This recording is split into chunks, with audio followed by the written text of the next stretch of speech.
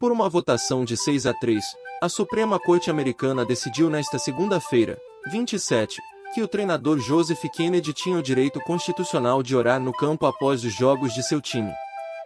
Joe, como é conhecido, era treinador de futebol do ensino médio em Bremerton, Washington, e está em um embate judicial desde que foi demitido da escola por fazer orações após cada jogo. Kennedy disse que estava encantado com a decisão. "Isso é tão incrível", disse ele em um comunicado. "Tudo o que eu sempre quis foi voltar ao campo com meus caras."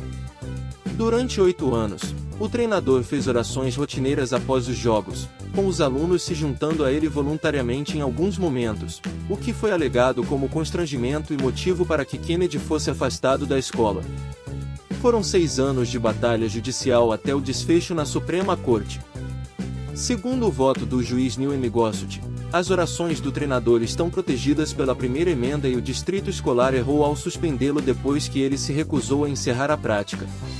O respeito às expressões religiosas é indispensável para a vida em uma república livre e diversificada, quer essas expressões ocorram em um santuário ou em um campo, e se manifestem através da palavra falada ou com a cabeça baixada, escreveu ele.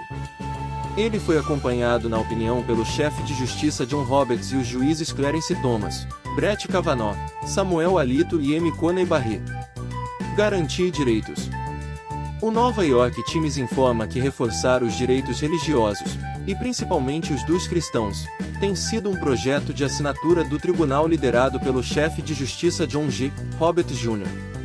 No início do mandato atual, o tribunal decidiu por unanimidade a favor de um grupo cristão que procurou hastear sua bandeira em frente à prefeitura de Boston, com apenas uma discordância, para um preso no corredor da morte que procurou o toque de seu pastor na Câmara de Execução.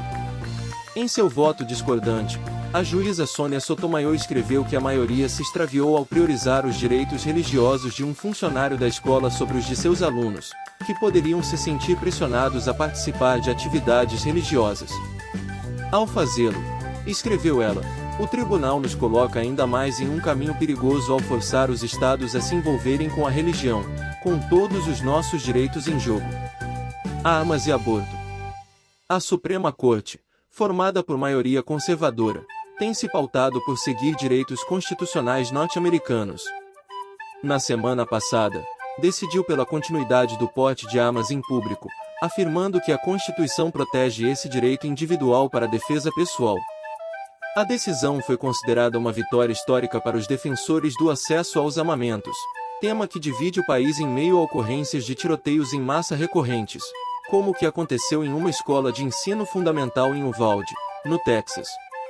Outro tema ainda mais polêmico foi definido na sexta-feira, 24, quando a Corte eliminou o direito constitucional ao aborto estabelecido em Roe v. Wade.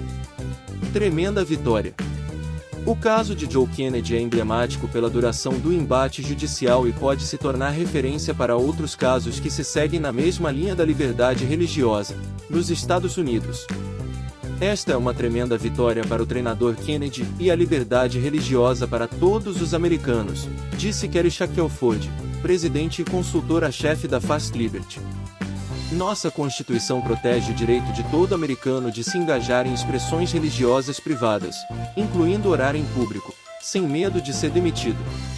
Somos gratos que a Suprema Corte tenha reconhecido que a Constituição e a lei sempre disseram os americanos são livres para viver sua fé em público. Kennedy também expressou gratidão. Sou incrivelmente grato à Suprema Corte, minha fantástica equipe jurídica e a todos que nos apoiaram, disse ele. Agradeço a Deus por responder nossas orações e sustentar minha família durante esta longa batalha.